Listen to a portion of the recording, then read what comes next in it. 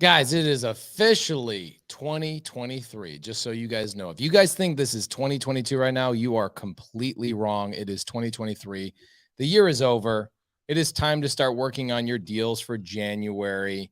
That's how this works. You build all your momentum this month going into January. And when people are sitting there setting their goals for, here's my goals for 2023. Meanwhile, I was building up all my momentum in December of 2022. So, welcome to Sunday Service, guys. We're going to be talking about what's going on in the upcoming market, some pretty cool things. Welcome, welcome, welcome. Excited to have you guys here. Cody, have you gotten the internet people to get your internet plugged in hardcore into the wall or what? They installed like 3 other things in my house, and they said the only other way is they're going to have to run a line through my attic, and they just haven't done that yet. Cox didn't really want to do it, so I need your hookup. Run the line through the attic. Do the attic thing. I can see you glitching out. But guys, we are super excited to be here. I'm so sorry I wasn't here last week. I was texting Cody right before Sunday service. And I was lucky enough to be sitting across the table from Elena Cardone, Grant Cardone, Pete Vargas, Jared Glant, all the people over at Cardone Enterprises, and having a private dinner with about 15 other people. And Cody goes, "Oh, dude, you do not want to leave that situation. I know Sunday service is amazing, but you're only in Miami in that dinner one time in your life." So it was amazing. And thank you guys for letting me skip out last week. I wanted to sit there and absorb everything that he was talking about. Here's what's happening. Okay. Just let me get right into it real quick. I'm sitting here talking to Grant. Obviously, they've raised $1 billion in private capital. They have literally $600-700 million sitting in cash right now, sitting in their war chest, in their coffers.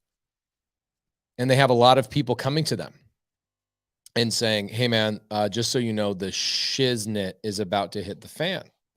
And I said, what are they talking about? The shiznit's about to hit the fan, Grant. And Grant says, "Well, let me break it down for you." And I said, I think I know what you're going to tell me.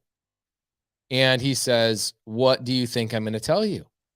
And I said, "I think that you're going to tell me about the bridge financing that is going to go into default in the next couple of months." Okay.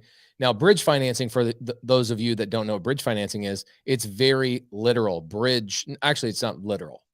It's figurative. It is very figurative. Let me pop this up, give you guys a little show of this. Okay. So a lot of people that are buying multifamily were buying these multifamily deals a couple of years ago, 2, maybe 3 years ago.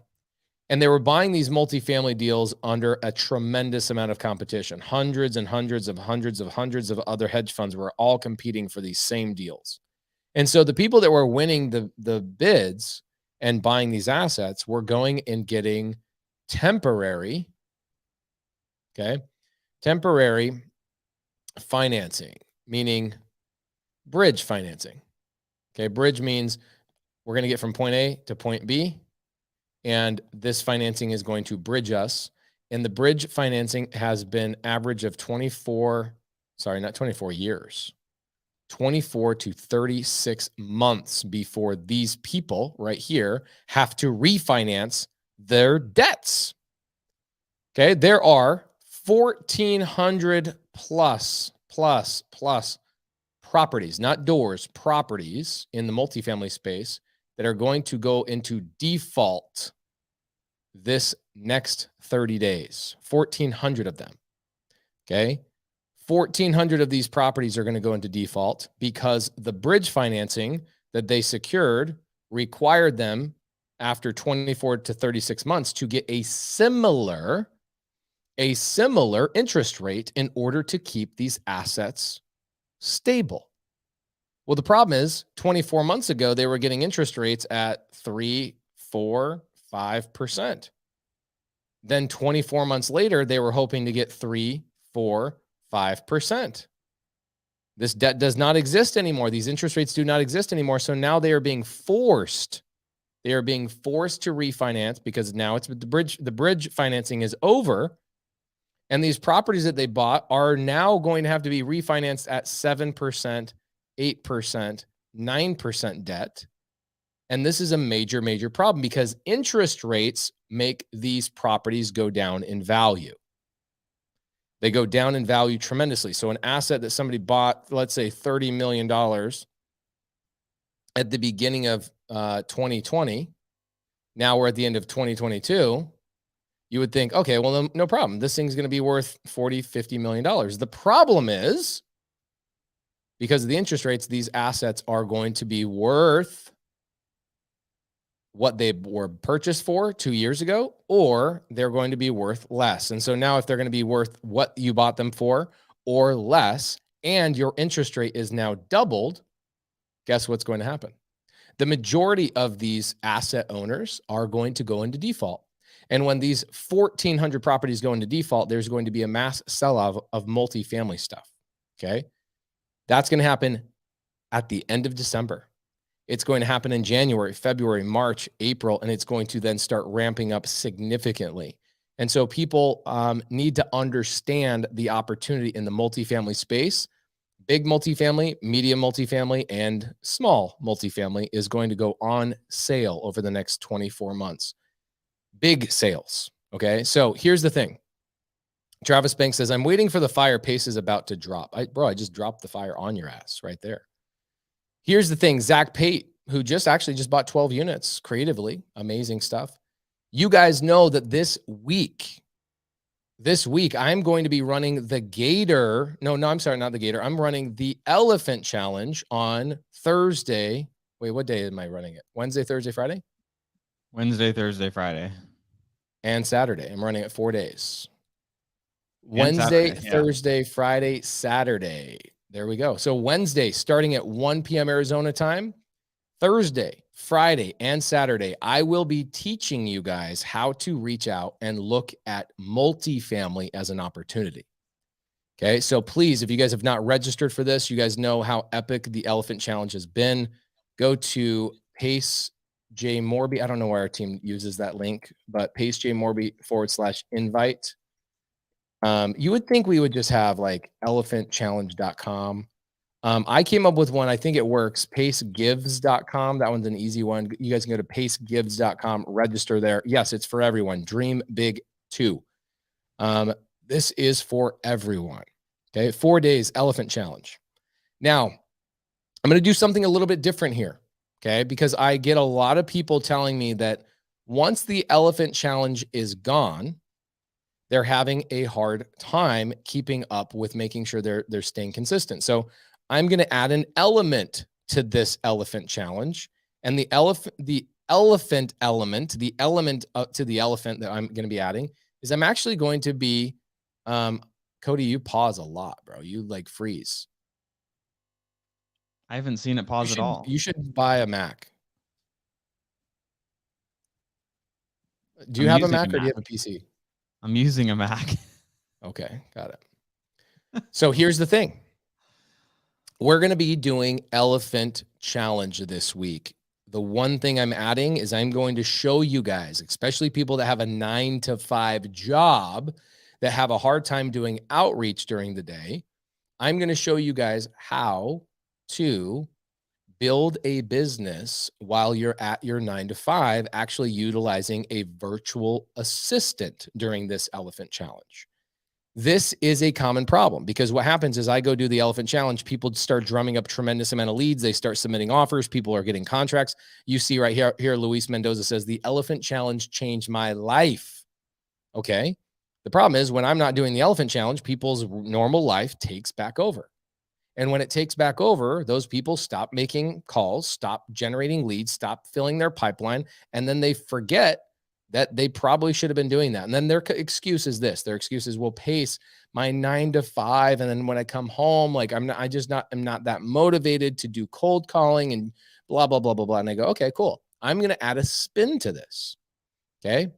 Meher Banau says, so true, Pace. So many people. There you go. Holly Hayworth says, okay, perfect. This is perfect because my first VA is starting this week. Dope. Here's what I'm going to be showing you guys. On Wednesday afternoon, when I start the Elephant Challenge, I'm jumping right into it. The thing about the Elephant Challenge that I've done month in and month out is I've gone very, very slow for the first couple of days. We ain't doing that this time. We're jumping right in. And what we're going to be doing is I'm going to show you guys how to find a VA. Company that we use is startvirtual.com. You're going to want to write that down because that's the company I'll be using. I'm going to reach out to startvirtual.com. I'm going to set up a call. Cody, should I set up a call today with Start Virtual to make sure that I have time to have it booked on Thursday? Because I imagine I can't just, how can I book a call? Can I book a call through you or an email? How do I book a call? How do I make sure that I'm on the books to schedule a call to talk to Start Virtual? Yeah, so you'll just go to startvirtual.com. So what I'll do is I'll do it in the background for you right now. Okay. And actually get that booked for you. Okay, cool. So hold on. Let me But pull up startvirtual.com. You can just go directly there.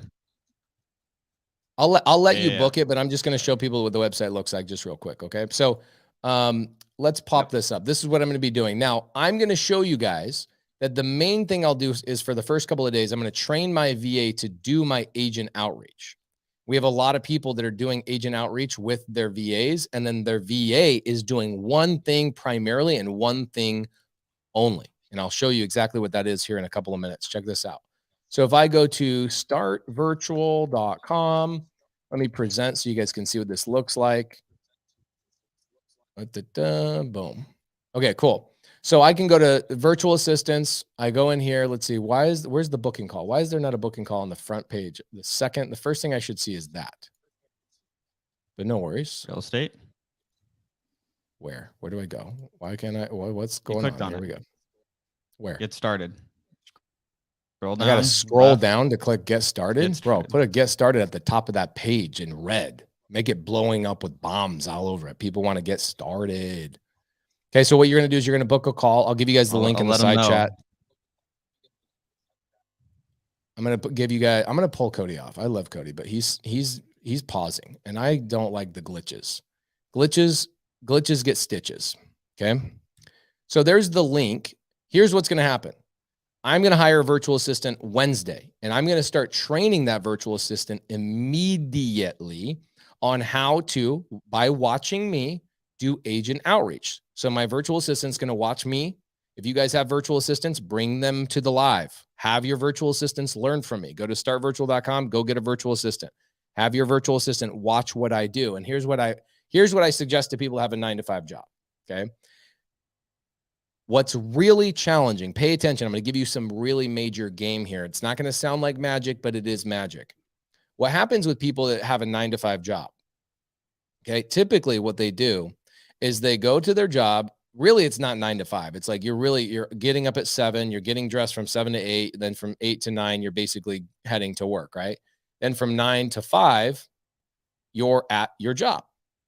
Okay, that's a challenge. Then you get home and you're really like kind of settling at about 6 p.m. So at 6 p.m., you really only have, I'd say, 2 hours a day to work on your business, maybe 3. Okay, depending on if you have kids or not. If you have kids, you're not going to be able to spend 3 hours every single evening running your business, right? Especially motivating yourself. So this is what happens. I see this all the time.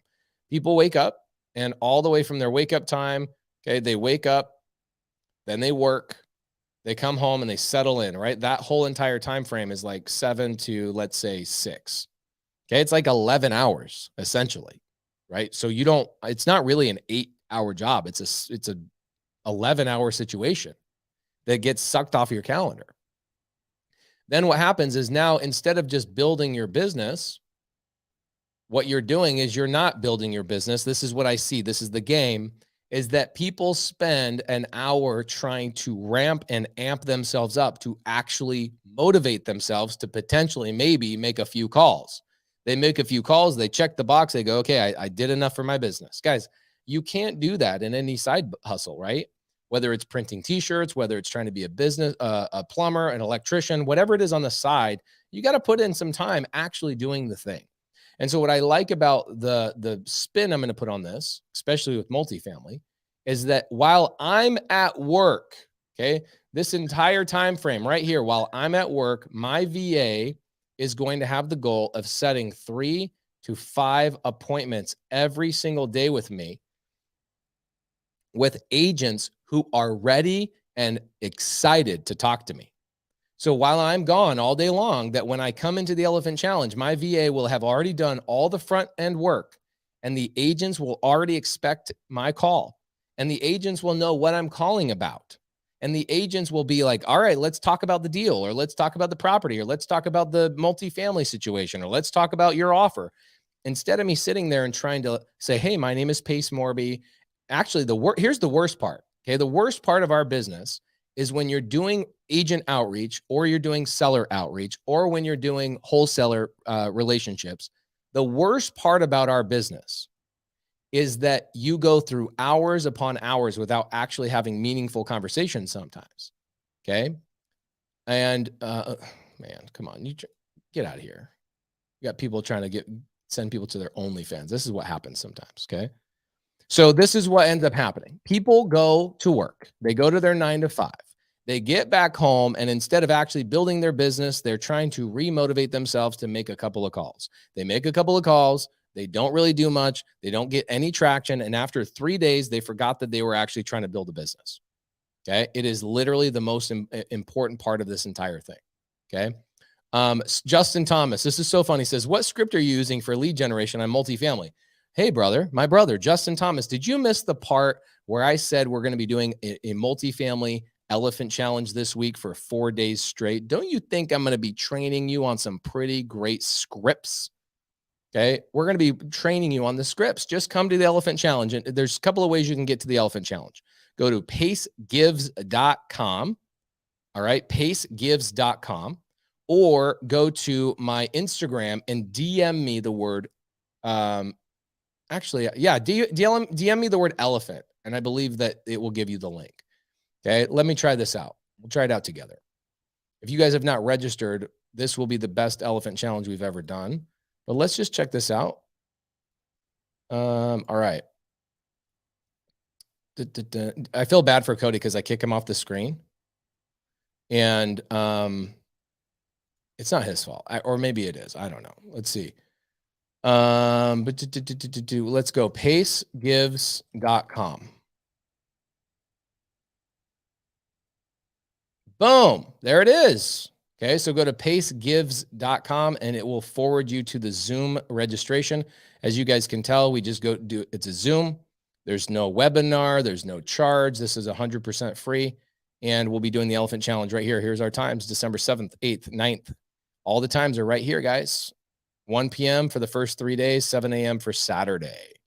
Okay. And we will be going, I believe, 4 hours every single day, showing you guys how to do multifamily outreach. Go to pacegives.com. Okay. Go to pacegives.com. And if you guys are trying to get into multifamily, it doesn't even matter, really. Multifamily, single family, it's the same exact thing. You just need to pick up the damn phone. And I find that the people that do the best are the ones that show up to challenges and actually just follow along. It's pretty simple. Okay. Will you upload it on YouTube? Yes, I will upload it on YouTube. I always upload my free stuff on YouTube. Okay. This one's a really good one. Real Estate Investing Rewind says, if you really want to get amped up prior to Wednesday's new challenge, go watch the previous ones on Pace's YouTube channel. You'll be addicted and way more than ready. So let's check that out. If we go to youtube.com/Pace Morby, you will get people. Ooh, look at that. We just hit 114,000 subscribers. That's pretty good. Okay. So check this out. If I go down to my playlist, I wonder if my team has put a elephant challenge playlist together. Okay, it doesn't seem like they have, but let's go Pace Morby elephant challenge. And let's see what we've got. There it is, elephant challenge. How to start with in real estate with nothing. Elephant challenge. This was a month ago. And then we did one a couple months ago, 2 months ago. And then here's another one 4 months ago. Okay. So the ones 4 months ago is our first elephant challenge. That was cool. And then go watch the one that we've done 3 so far. We've done 3 elephant challenge that last. The first elephant challenge was 2 weeks long. The second elephant challenge was 4 days long. The third elephant challenge was 4 days long. And then the elephant challenge this week will also be 4 days long. Okay. Mark Hansen says, does Privy work in Canada? I would tell you Privy does not work in Canada, nor why do you want it to work in Canada? That's a better question. Why don't you just virtually do stuff down here? You know, like nothing against Canada, but I have a lot of things against Canada. Your guys' banking system, your laws, your government, you guys are a socialist regime. I'm not hating, I'm not criticizing. I'm just saying from a real estate standpoint, your real estate situation up there is kind of funky.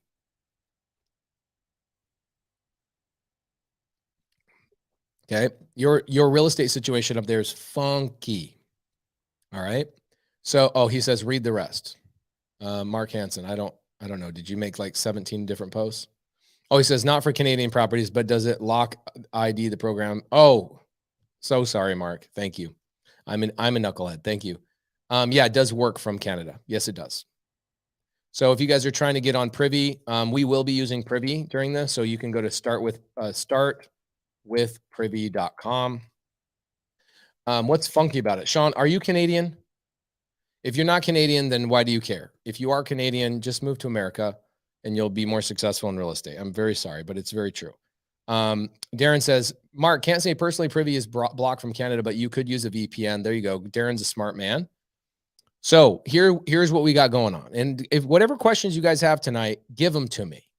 Oh, Sean says, I'm not. Cool. Then you don't need to worry about it. All right. You don't need to worry about it. Ooh.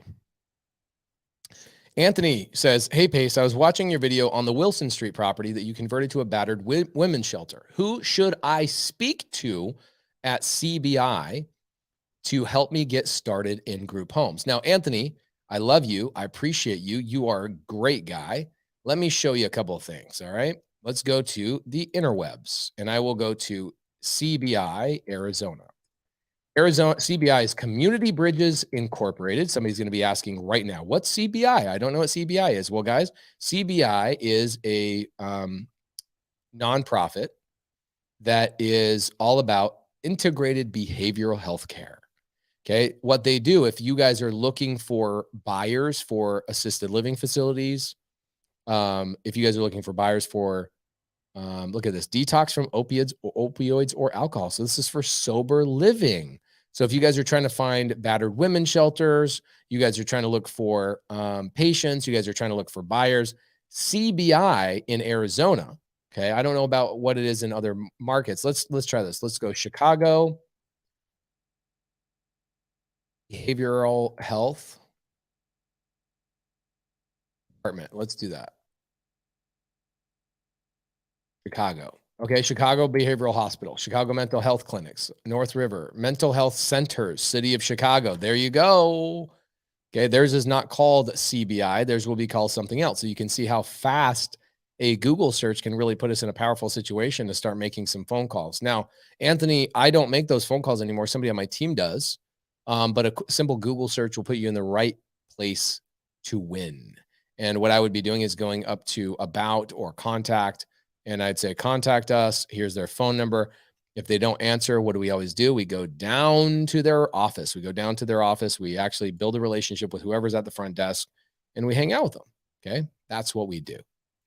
Odd question. Can I JV with people in my target market during this challenge until all my LLCs are formed? Yes, 100%. We have a lot of people that are going to PCS to get their LLC set up, but it takes a couple of weeks.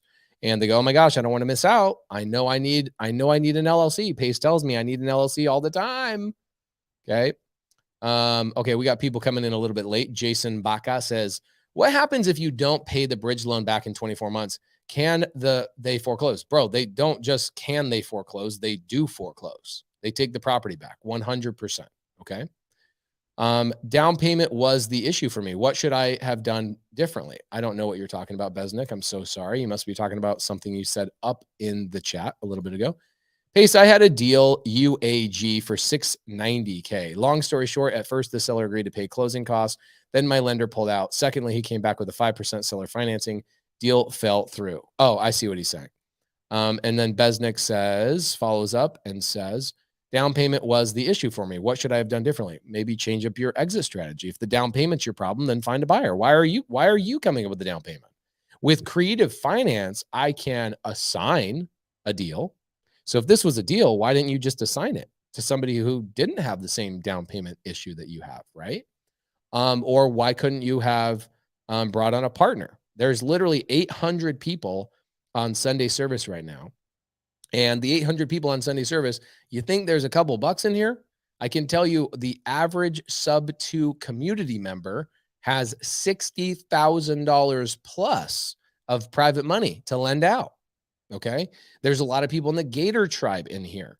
And if your down payment was the problem, why not partner with people? That is the purpose of us doing a live podcast. Man, my life would actually be a lot easier if I just did a 30-minute, 45-minute recorded podcast at any time during the week. But instead, what I do is I go, you know what, family and wife that I would love to be cuddling with in bed right now on Sunday night at 7 o'clock or 7:30 at night. I'm going to go hang out with a bunch of people on YouTube, and I'm going to help them with their real estate business and help them get a jump start on the week. And I'm going to do it live, sweetheart, so that I'm tied to that time for the rest of my life. But it's really important for me to do it, sweetheart, because I want to give people like Besnick the ability to work with people and network and hang out and get private money and get partnerships. That is the purpose of doing Sunday service live. Okay. Sunday service is done live for that exact reason. Okay. Hector says, I have a seller in Colorado. They have over $400,000 in equity with a remaining balance of $31,000. Cool. You know what? Here's what I'm going to do tonight. Okay. Here's what I'm going to do tonight. I'm going to give you guys a link in the side chat. Okay. Do not click on this link. Do not click on this link if you do not have a question and you do not have a good internet, good lighting, and good audio. If you're somebody on an Android phone and you have a question, I'm sorry. Yes, I discriminate against people that have Androids. You don't take yourself seriously. So you basically, it's the difference between, do you have metal silverware in your house or do you have plastic silverware? You know what I'm saying? Like, what are you doing? Invest in yourself. Get yourself something nice. You know what I'm saying? I'm going to give you guys the link to come on the live and actually ask me a question. Okay, let's have a conversation. Click on it. It says StreamYard.com/a bunch of letters. It will let you come on here and ask me a question live. If you don't have good video and good audio, I will kick you off just like my partner. Okay, he has bad internet, so kick his ass off. I love him, but I ain't about to. If I see somebody that I'm doing a podcast with glitching out, I'm like, out, bye, gone. Okay. So here's what we're going to be doing for people that tuned in just a couple of minutes ago. This week, the Elephant Challenge is going to be all about agent outreach on multifamily properties. I'm going to be teaching you guys the scripts. I'm going to be teaching you guys how to underwrite. I'm going to be teaching you guys how to have these conversations. We're going to have a freaking blast with this. But I'm going to help squash a lot of your guys' biggest issues. Okay? A lot of your guys' biggest issues is that you guys work a 9 to 5. Okay. Just like I used to. And actually, in a lot of ways, I still do. With all the businesses we own, I still have a lot of responsibilities outside of my real estate business. But still, it is a valid excuse when you're first starting is that I'm freaking busy. Okay. So let me go through this one more time for the people that tuned in. I'm going to be, I think, Cody, did you get me an appointment with Start Virtual yet? He says yes. He gave me the thumbs up. So do we know what time my appointment is on Wednesday? You're muted. Let me unmute you. Oh, you had me for me. 1 p.m. Arizona time on Wednesday. Okay, so right at the freaking start of the Elephant, like we're literally like jumping right into it. If you guys are not on time, you're gonna miss this whole entire freaking thing. I could move it to 1:30. I just put it at. I just didn't know what time you wanted it. Do 1:30. Give me 1:30 so I can do a warm up with everybody and say hi to everybody. We'll do 1:30. All right, yeah, I'll change 1:30 Wednesday, Arizona time, guys. Arizona time is the only time in the country that does not change our time zone. All of you other people out there living in other areas and other states that think you're smart, you're not that smart, okay? Arizona is brilliant because we don't change our time zone. I don't know what you guys are doing out there, you bunch of potato farmers that need to change your time zones twice a year. It's like, come on, man, we landed on the moon. We landed on the moon and we're still following daylight savings time. Cool. Carly does say the Elephant Challenge will max out fast. Make sure you're over there early. It maxes out at 5,000 and 7,000 people are currently registered. Okay, so here we go, guys. Make sure we have 800 people on here right now. Go to pacegives.com. And that will get you guys into that Zoom link so that you guys can make sure you are registered. It's this Thursday. Let's pull it up. I'll give you guys the time zones. Cody, how you doing today, bro? Dude, I'm doing good. I'm doing good. Are you mad at me because I kicked you off the live? No, I'm just mad because I paid Cox to come over here and like they did this whole thing. They like set up all these extenders in all of my rooms and like this whole setup. And I thought I was going to be good, but yeah, I get it. I've been there. Okay, pacegives.com. All right. It literally goes to a Zoom link for you to register for the Elephant Challenge October edition registration. Okay, so Carly, I love you, but there's a little issue there. Let's change that up. Let's do multifamily edition registration. I hope this is the right link. I think it is. All the times are right, all that kind of stuff. I think our team just hasn't updated that. Let's change this to the December multifamily edition, something like that. Okay. So here are the time, guys, for the people that want to know. This is the live. We will start at December 7th, 1 o'clock. That will be Wednesday, Thursday, Friday. And then on Saturday, I will be going live again on Saturday. What am I doing, dude? I should not be doing it on Saturday, but I guess we're going to do that. I'm just going hard for you guys. So that will be happening Wednesday, Thursday, Friday, Saturday. Go to pacegives.com. This does book out incredibly fast. We get people that unfortunately they want to be on the Zoom because the Zoom is where I drop all the links and all the fun like scripts and all the fun, cool things and the resources that you guys need. And the people over on YouTube that couldn't get into the Zoom are like, man, why can't I get into the Zoom? I'm like, because you didn't register. You just thought, you know what? I'll watch it on YouTube like a freaking knucklehead. So anyway, what we did today, amazing. Penthouse 503. I'm sure that has nothing to do with Inappropriate Magazine. I'm sure that has to do with the fact that you live on the top floor of your own building. Sure of it. I'm dead sure of it. Okay.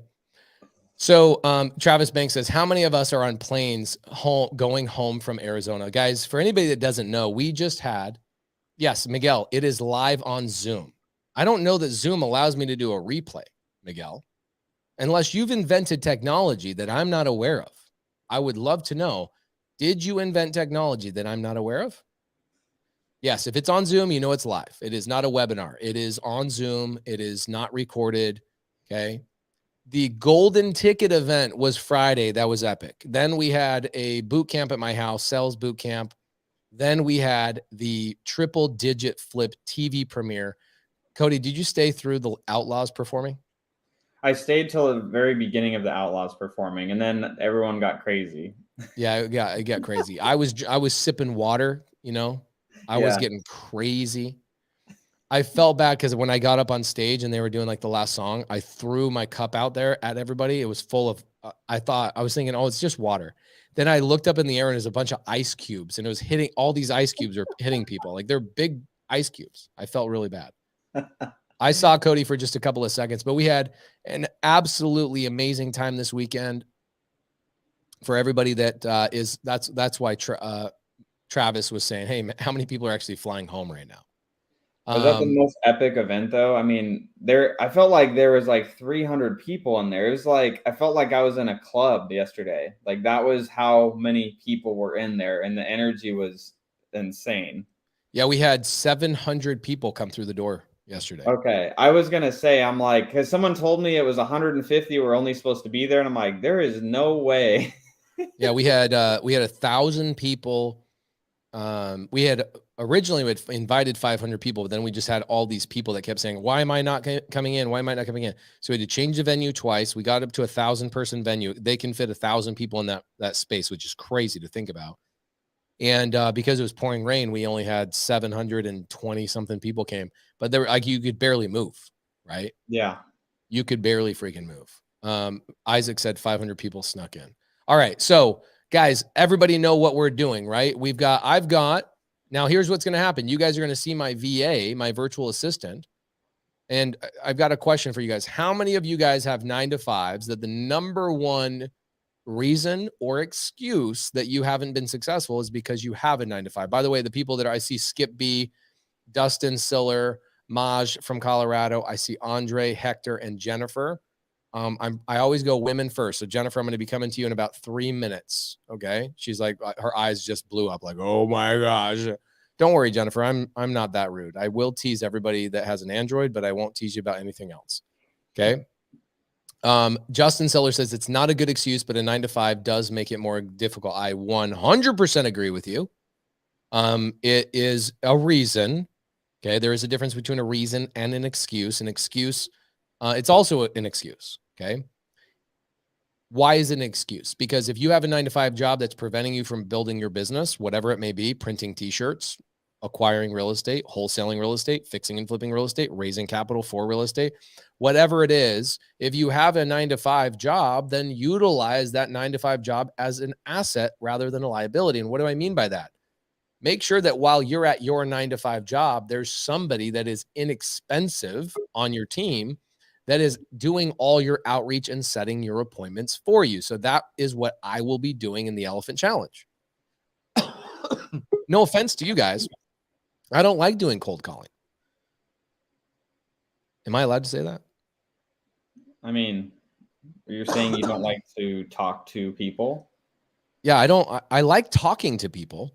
I don't like cold calling people. I don't like interrupting their day and bothering them. And so for me, I would rather have a virtual assistant do all my outreach for me. So that's what I'm going to be doing in the Elephant Challenge. So Cody just set the appointment for me, startvirtual.com. Cody, will you give me, you need to tell the people at Start Virtual, for like the visionaries like me that have no patience, I just want to click a button at the top of the website that says set an appointment.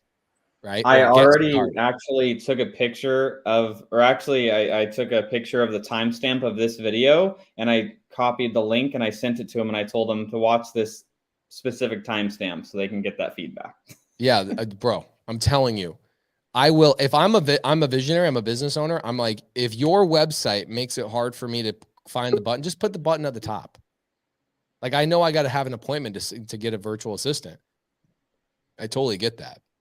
But don't make me scroll. I'm lazy, bro. I'm 40 now. I'm nearing 40. I'm closer to 40 than I am 20. That's for sure.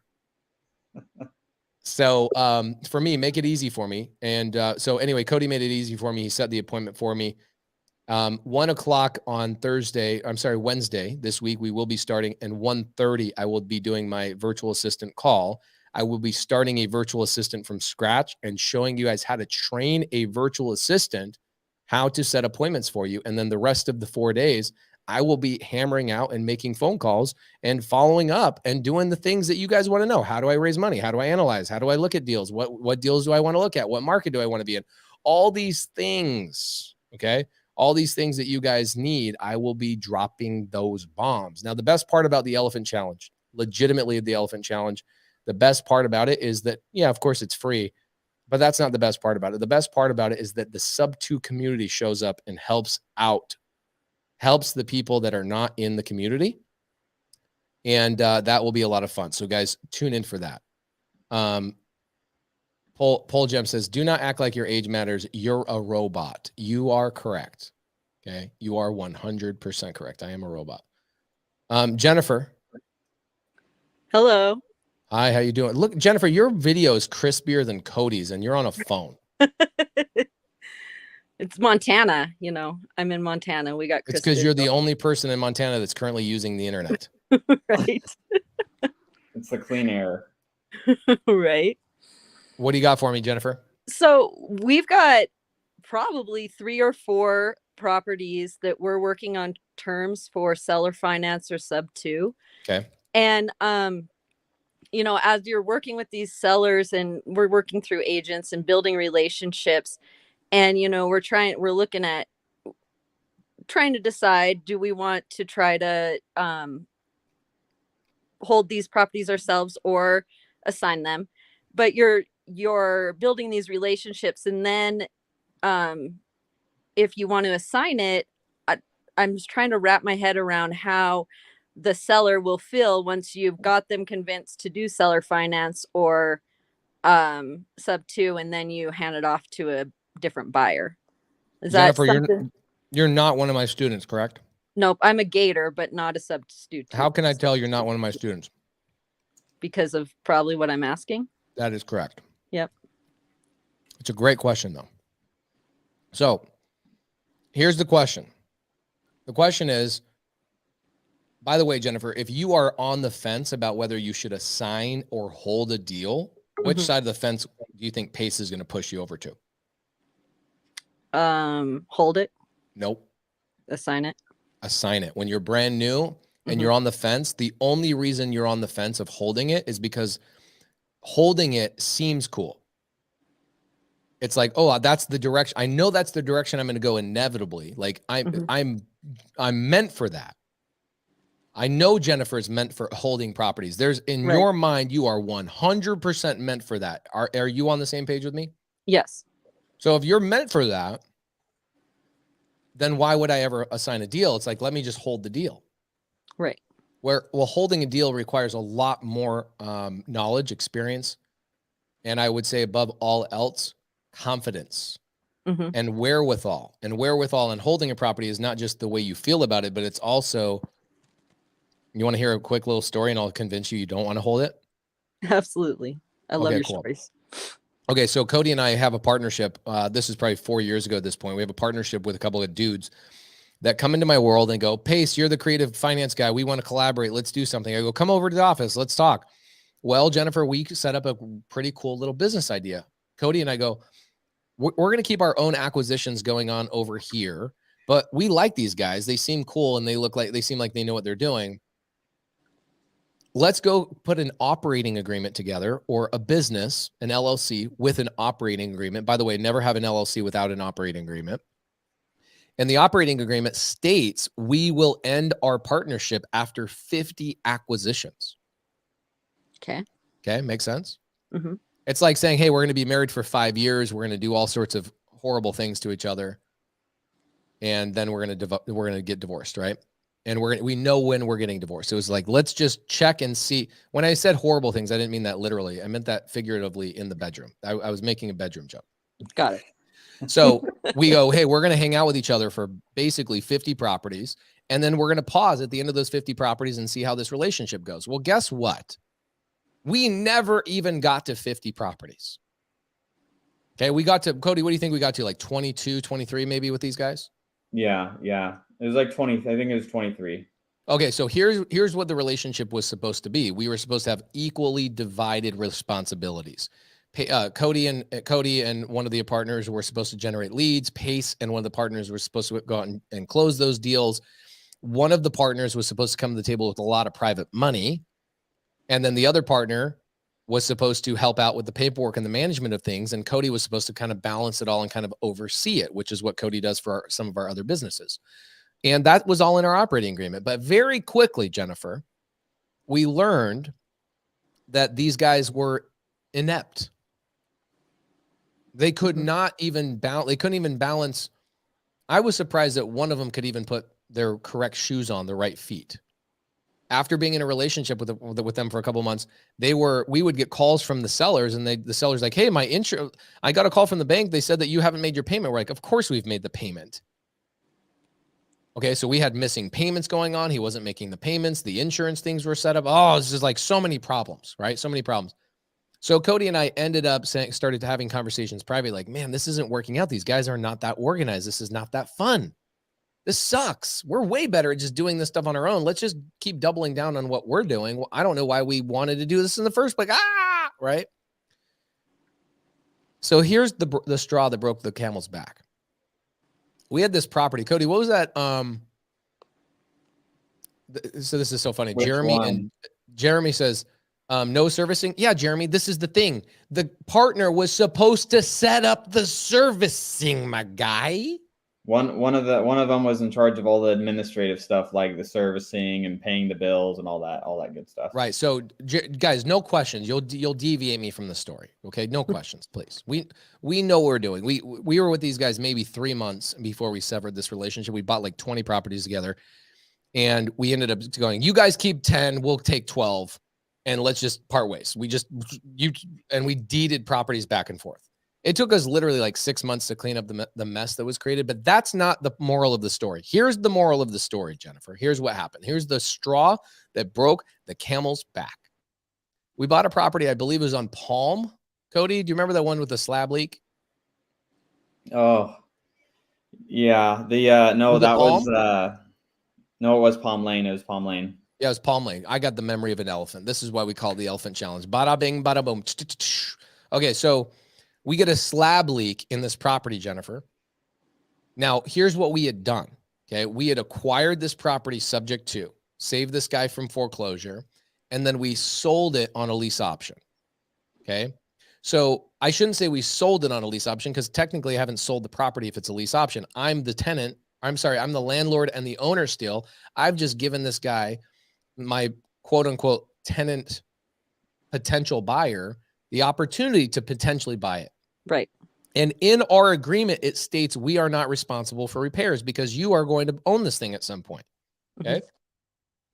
Well, unfortunately, there was a massive slab leak. Do you know what a slab leak is? You guys don't have slabs in Montana. You guys still have dirt floors and teepees. Right. Yes. I'm just kidding. But yeah, We still ride horses and yeah. Do you guys Yeah, have, does your copper run through your concrete or does the copper run through your walls? Both. Okay, cool. So in Arizona, there was a certain year of about 20 years where the copper was being ran through the concrete. It's not really done that way anymore. It's all a little bit, but not much. It's mostly ran up through the attic and the ceilings and all that kind of stuff, stays out of the concrete. But this house in particular had settling going on, and the copper pipe that ran all the water was having concrete, was vibrating and slowly wearing it down until it started leaking underneath the foundation, and it created this massive sinkhole. Okay. Not a big deal, except for the fact that our lease option buyer calls us up, couldn't get a hold of the partner that was supposed to be in charge of these things. So of course, Cody has to pick up the phone. There's another red flag. But forget about partners. We're not even talking about partners. I've complained a lot about partners, but this is the part that I want to express to you.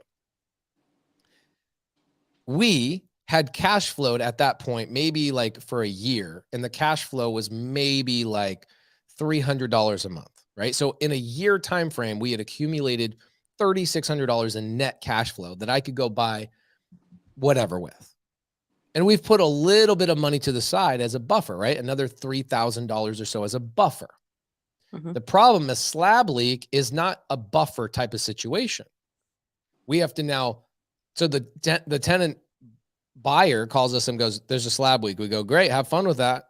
It's not our responsibility. Look at our agreement. He goes, look, I don't care what the agreement says. I don't have the money for this.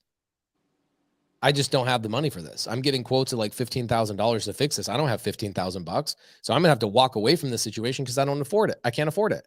So what we had to do, Jennifer, we had to go back into this tenant buyer. We had to restructure their lease option where we had to come in and pay for that $15,000 repair and restructure this, that it made sense for us that we would make money on that $15,000 reinvestment. Are you following me on this? Yep.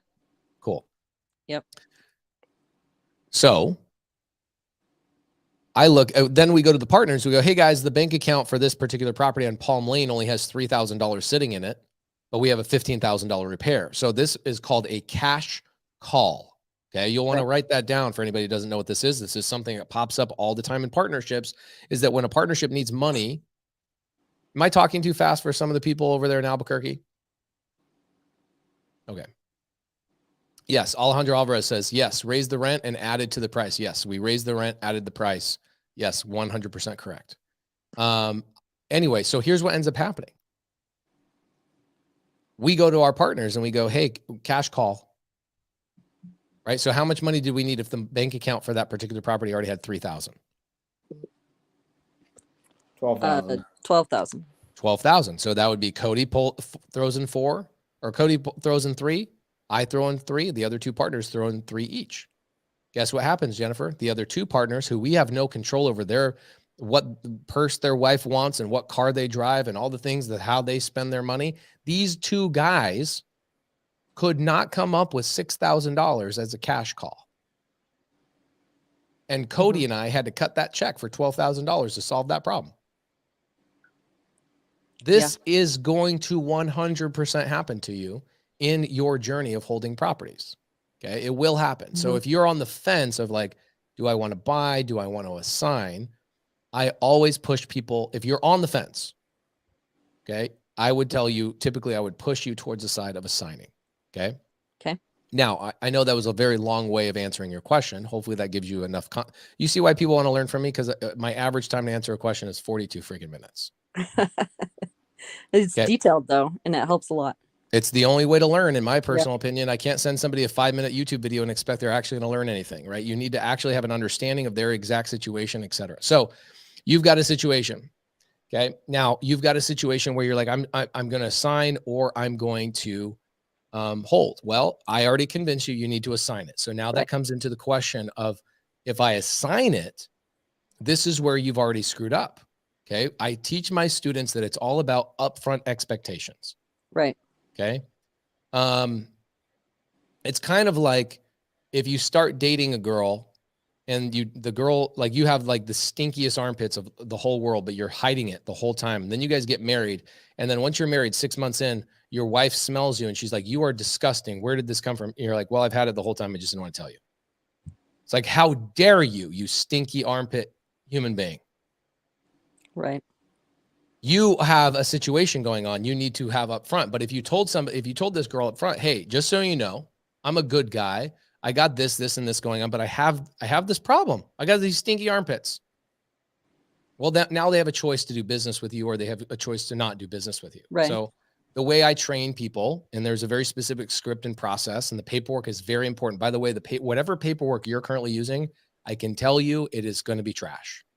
I haven't done anything in any paperwork yet. It's Okay, all cool. verbal right now, and I haven't said I am or I'm not assigning it or anything. I like would that. tell them straight up, Jennifer.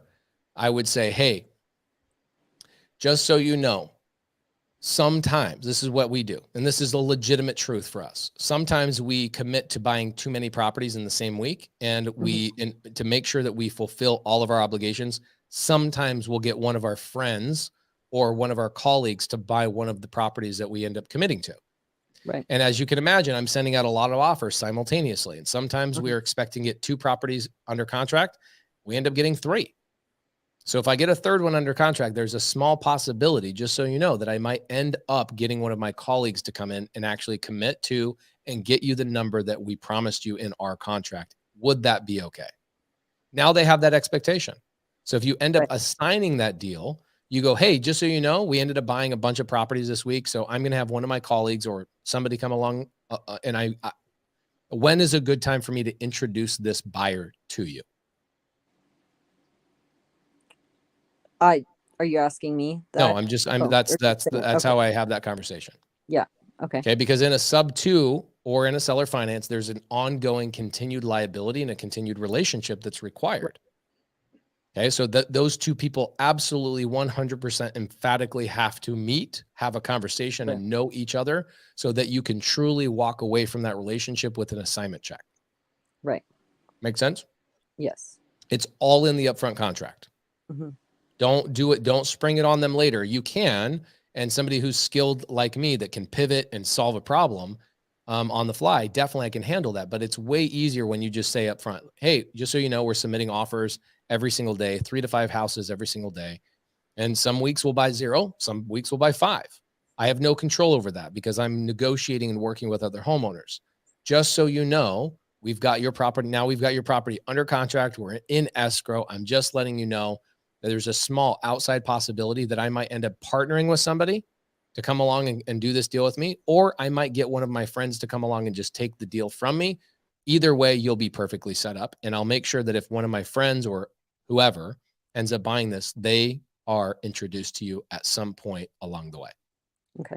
Yeah, I am working with the sub 2 student too. So okay.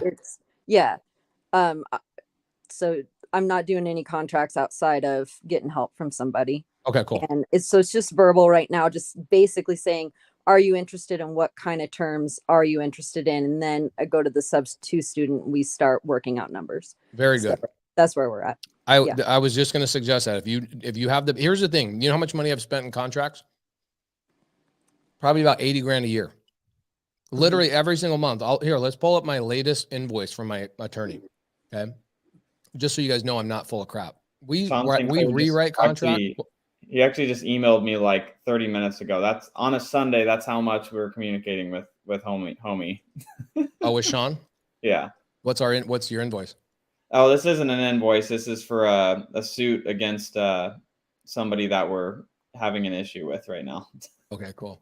Let's see. Let me see if I can find an invoice. Consent agreement, event, creative finance. Here, Sean.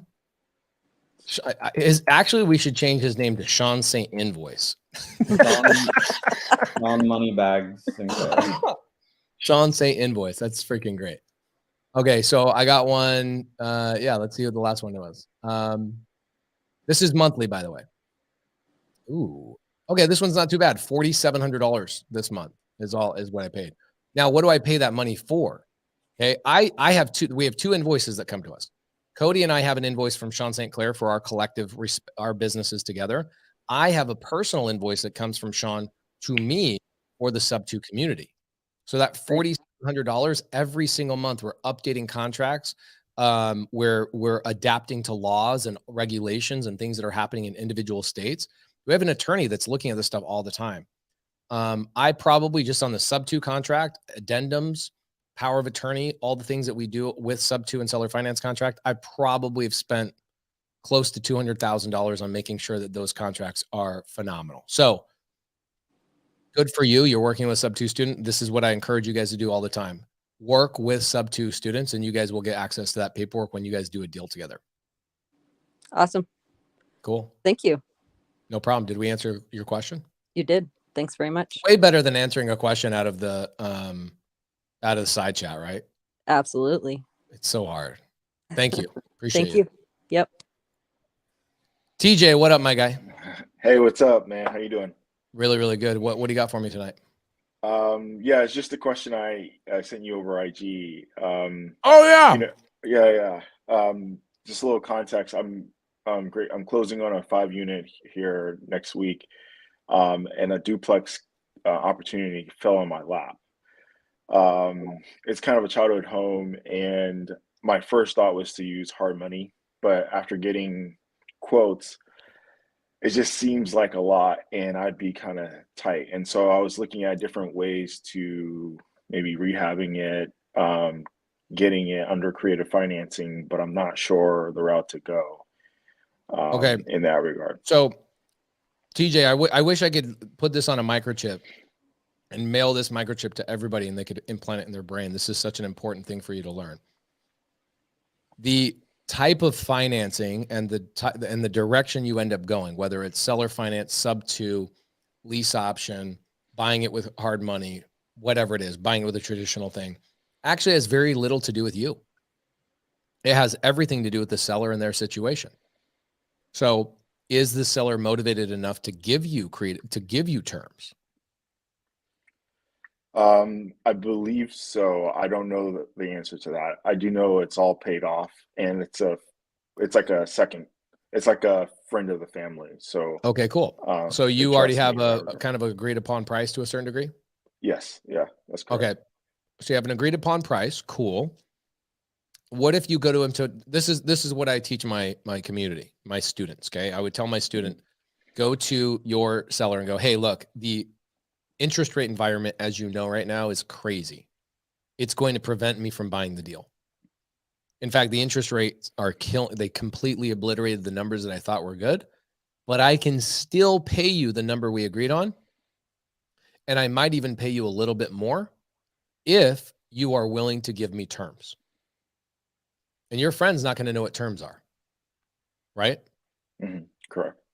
Okay. So you want to hear a great story of how to get terms and what terms are real fast and break down terms? Yes. TJ, do you truly understand creative finance? No. Okay. I'm gonna give you guys a really good story on how to understand creative finance real quick. Okay.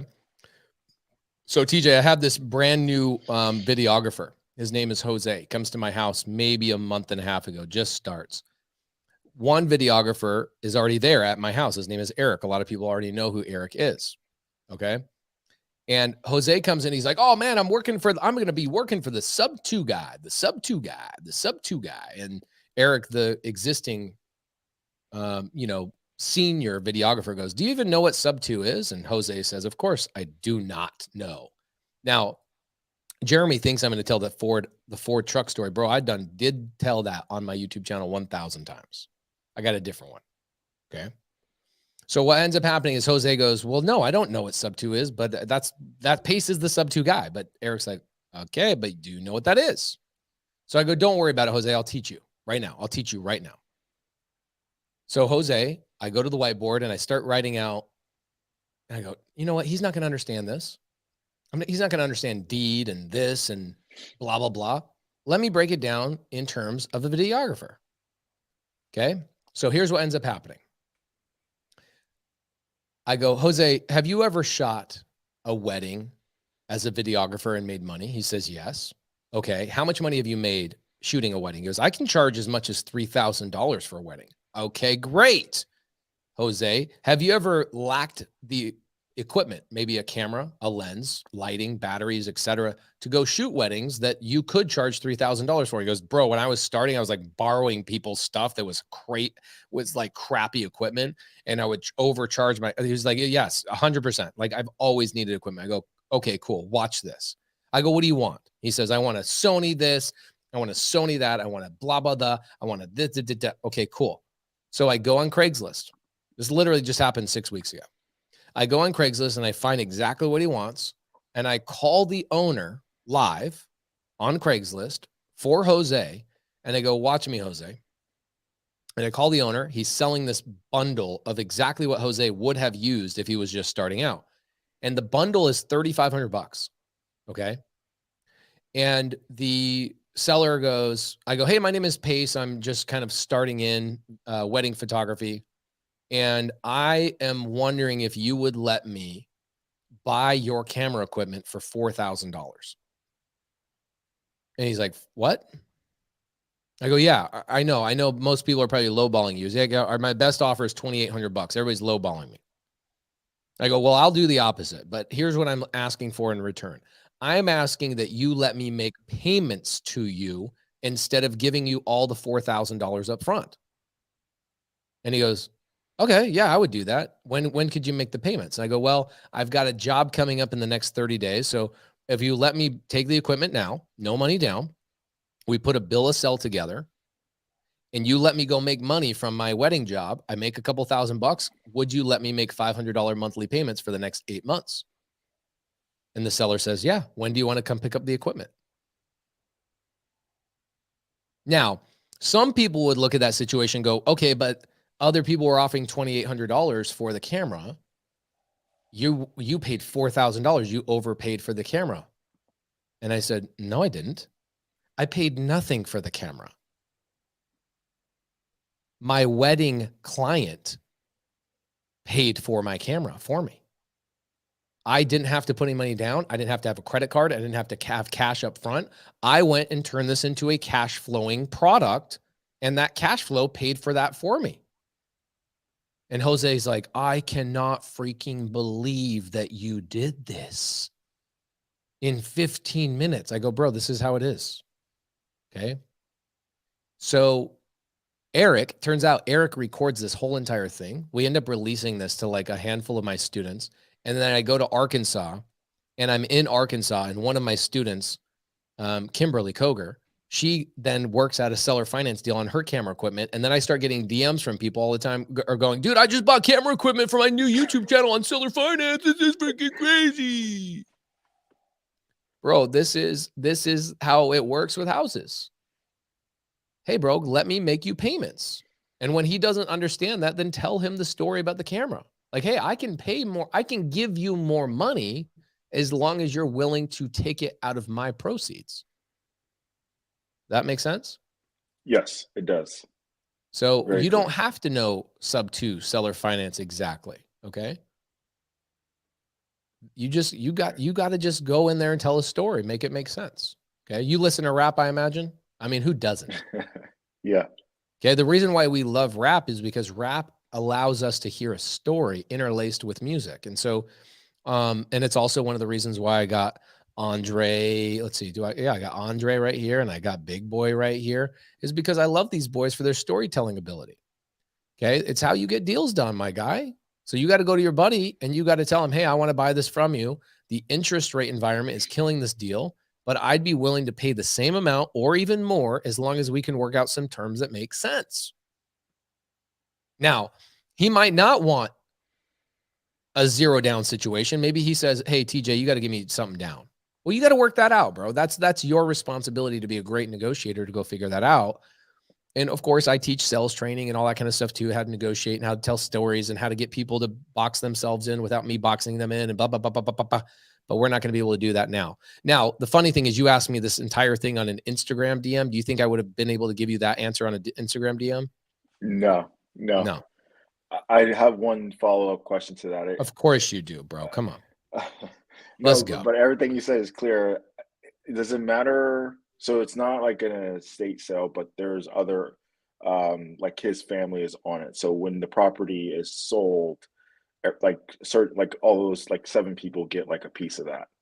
Is that okay? So yes, it does matter. Okay. It does matter. Now, the biggest deal I've been able to do on seller finance had 6 heirs involved. And that was a really hard one because the heirs were really hard to get all on the phone. And one heir was like, yeah, dude, we could sell this today for 300 grand, but after commissions and closing costs and blah, blah, blah, blah, we're walking away with 250. I got to cut that multiple different ways. But if you pay me 300 and you guys give us payments over time with interest attached to it, we might be able to get like 350, 375 over the next 5-7 years from you. I'd much rather go that route. Right. However, you need to be able to get in touch with these people and explain this process to those people. So does it matter? Yeah, it does matter. Your ability to connect with each individual human being. TJ, do you ever play telephone? Yeah. Okay. So I tell somebody, I go, hey man, you're hot. And the next person goes, hey, you're not. And the next person says, you suck, whatever it is. And by the end, you're like, that is so incoherently different than what I said from the very beginning. So when you're in an heir or a probate situation, which is what you're in, you really don't want to go through one person that then spreads that message. You just say, hey, I want to present an offer to the family. Is there a way we can get on a joint call or maybe even a Zoom? Okay. Don't let them play telephone because they'll screw up your whole entire storytelling ability and your ability. This is why I think people have a hard time with agent negotiation, is because they don't know how to talk to agents. This is what I'm super excited about with the Elephant Challenge coming up. Okay. The Elephant Challenge that is coming up this week is all about agent outreach. Right. And you're going to watch me have to convey a message to another human being to then help them do it so simply and understand it so simply that they could go tell it then to another human being. That's a hard thing. Okay. I would venture to say the hardest part about agent outreach is not anything else except I'm playing telephone with an agent. Make sense? Yes, it does. So the hardest part about all of this that you're going through right now is your inability to communicate with each individual heir directly, unless you can work that out. Okay. That's on you. I wish I could get involved. I help students get involved in stuff like that all the time, but you gotta find some freaking students around you. What market are you in? Boston? Yeah, I'm in Massachusetts. Okay, I'm gonna tell you something right now. Yeah. I've gotten to the point. So I used to not push or like push my mentorship. Dude, I have no idea why somebody would not be in the sub-2 community, especially since I was just in Boston like 6 weeks ago, trick-or-treating with the sub-2. I literally flew to Boston to trick-or-treat with my community. And you're out here trying to figure this stuff out on your own, bro. You'll never figure this out on YouTube. You'll never figure this out on a book. You'll never figure this out going to a seminar. You need a community of people that are boots on the ground. Go look up Justin Tumanowski, Suzanne Sharkey, Jeff Smith. Jeff was just here in my office. Our community is constantly working with each other, even when I'm not available. Bro, you need friends in real estate, and you need people that are closing deals and doing deals in your local area so that when you have a problem, you go, yo, I got a problem. And one of the community members goes, can I just go to the appointment with you? I'll help you talk to the seller. I'll help you talk to your friend. I'll help you structure the deal, etc. Okay. Mm-hmm. I love when people say, are there any sub-2 students in San? Richard Kim, I'm going to answer this question for everybody. Guys, we are the largest community in real estate. We are the most connected community in real estate. And I would venture to say we are the actual only community in real estate. Everybody else is a bunch of forums and dry ass Facebook groups. Our people actually hang out with each other. I go I was trick-or-treating with the sub 2 students in Boston. Then 2 weeks later, I'm in Arkansas feeding 400 homeless people. Then I jump over to Miami. Then I jump to Dallas, bro, Springfield, Illinois, of all places. We then had a big party on Friday at my office with 300 or 250 students from all over the country. They all get to know each other, do deals with each other. There's not a state, there's not a city, there's not a town without a community of sub 2 members there, Richard Kim. And we were in San Diego 5 times this year. We had our largest party in San Diego this year was a little over 1,100 people, sub 2 and Astro community members, all converged on downtown San Diego and had a big party. That party cost me $50,000 and we threw it for our community. So you make sure that, and it costs you guys nothing. I just go and hang out with everybody. So there you go. Dan Quijano, he says, this weekend was insane. Who was here this weekend? I know Rachel was here this weekend. Anyway, so TJ, hopefully that helps you. You need people that can help. Like I can give you help on YouTube. Okay. But what happens is even like with a mentor or watching training, people that sell you training, like a bunch of videos and go, hey, pay me $10,000 for a bunch of videos. Okay. Now what? When I have an actual problem, who can I turn to? Because a video is not going to solve my problem. I need to be able to turn to a community of people that are all actively doing deals that have been trained by somebody that at a higher level, that when that somebody is not available, the community is available to go on physical appointments and work with you. That's what you need. You need to go look up Justin Tumanowski on Instagram and DM him and go, yo, help me out. All right. Okay. Yeah. Good question. I appreciate it. Thank you. Okay. Later. And then same thing here. Gisette, where are the Orlando students?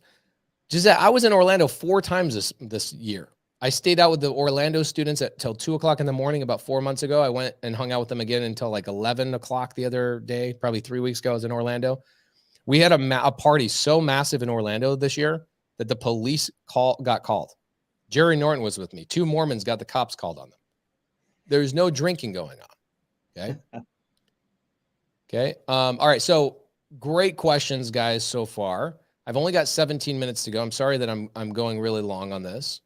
But I want to make sure you guys understand that coming up, we have the Elephant Challenge this Wednesday, Thursday, Friday. Go to pacegives.com. Now, one thing, we've got well over 800 people in here tonight. Thank you guys for showing up. Thank you guys for giving us some love. Hopefully the storytelling and the value has been worthy of you guys sticking around. I want to tell you guys, we're going to be adding an element, a flair to the Elephant Challenge this week, where I will be hiring a virtual assistant because for the people that have a 9-to-5 job, they go run a 9-to-5 job, they get home. It's challenging for them to actually build momentum, get going. And so what a virtual assistant does for me, and you guys will see this, I'm a busy guy. I got a lot of things going on. I want to be able to come home from my job and actually have appointments with agents or wholesalers or other investors that have already been vetted and cleared out, so that when they're on my calendar, I know those people are excited and willing to talk to me. A virtual assistant does that for you. So I'm going to show you guys how to hire a virtual assistant. If I were you guys, I would go to, is there a link for people to book a call, Cody? Yeah, I'll put the direct link in the chat. Okay. I'll take them directly to the booking page. Okay. So startvirtual.com/bunch of other stuff. Okay. Yeah, long one. You know what you should do? Yes. You should create a vanity domain that's like bookavirtualcall.com or something like that, and it forwards to that exact link. Something like that. You know what I'm going to do before we finish today is I'm going to go make a quick bit.ly that links to that right now before we finish up. Very, very smart. Okay, so here we go. Hooksify says, I have a 9-to-5 and I want to learn. Well, you're going to learn on the Elephant Challenge this coming week, Wednesday, Thursday, Friday. All right. What time is the Elephant Challenge? Go to pacegives.com. Real estate talks. Go to pacegives.com. Here's the thing is, if you guys can't even make the live, I totally get it. It is completely free, just like all my free challenges. I will show you guys where you can find the times, but you will not get a copy of the live stream. Sorry, guys, I'm recovering from a cough. You will not be given a copy of the live stream unless you are registered for it. So let's pop this up. I'll show you how easy this is. People sometimes have to see this stuff, unfortunately. because they go, the man, this can't be that easy. Can't be that easy. Okay, so guys, you ever heard of Google? Do that. Go to Google, go to pacegives.com. And if you go to pacegives.com, you will see the times right here, December 7th. Oh, look, Carly already changed it. She said change it to the Elephant Challenge. That was smart of her, since she never has to change that ever again. December 7th, 8th, 9th, and 10th. Here's the times. Okay. Love it. These are the dates. These are the times. All you have to do is put in your name, your email address, and your questions and comments. I wonder why we have the questions and comments. I wonder why. We should change that to like who registered you, or maybe even take that away. I don't even know why that's there. It's just another moment of friction, you know? But anyway, regardless, Carly says that. Love her. She's amazing. All right, couple of more questions. If I were you guys, here's what I would do. Okay, because here's what's going to happen. When I'm on the Elephant Challenge and I've got a virtual assistant setting all these appointments, people are going to go, I missed the memo. I'm telling you right now, if you guys have a 9-to-5 job, I strongly suggest you guys have a virtual assistant that helps you out with booking appointments to build your business. Now is the time to build your pipeline. Maj, what's up, my guy? How do I do this? You look good. Yeah, I can hear you. You look good. Oh. Over here looking like an old man, not knowing how to use technology. Are you still in Arizona or what? No, man, I'm back home. I actually missed the premiere event, unfortunately. But it looked nice. I saw your dance moves, Pace. You were breaking it down. Yeah, I was breaking it down. I'm not as nerdy as you might think, Maj. No, I don't think you're nerdy at all. So I got a question about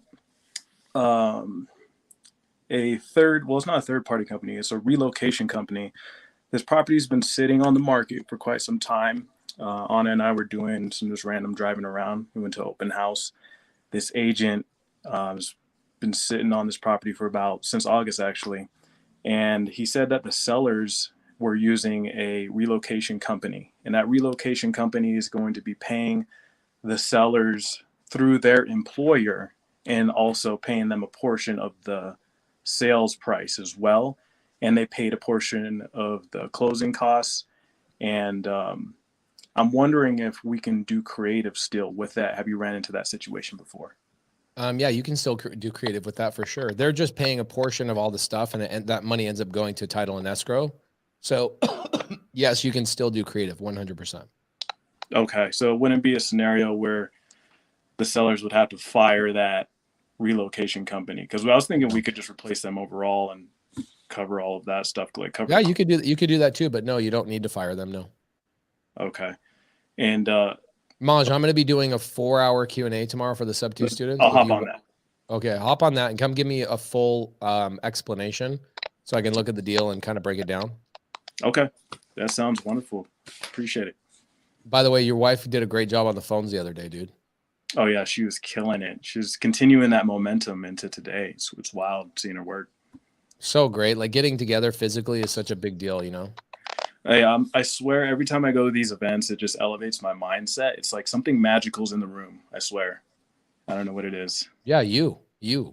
And all of us are just like pulling out the magic out of you, bro. It's cool. Hey, likewise, Pace. I appreciate it, man. Thanks for putting on that awesome event. I'm looking forward to the next one, whenever that is. We're never doing another one. Well, not the golden ticket, but I know you got something planned. You always yeah, we do have something planned. Thank you, Maj. I appreciate you. Appreciate it, man.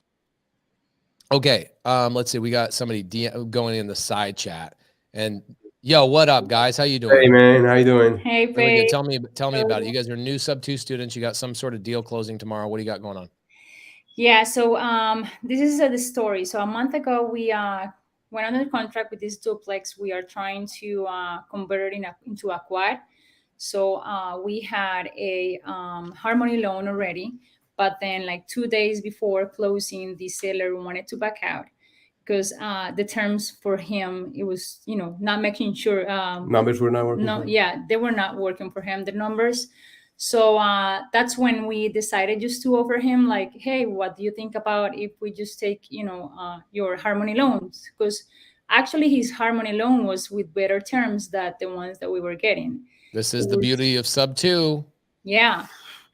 Yeah, we were actually the quote for us, it was like 13% interest rate and 4 points during closing. And his interest rate was it is 9%. And then of course we Yeah. would have to pay. This goes back to I had this Instagram post like a couple months ago where I talked about, I said, why would I pay off your loan? I got to go get another loan to pay off your loan.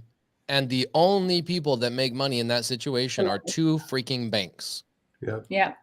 So you guys structured this deal properly, and the seller's interested in letting you take over his hard money loan? Yes.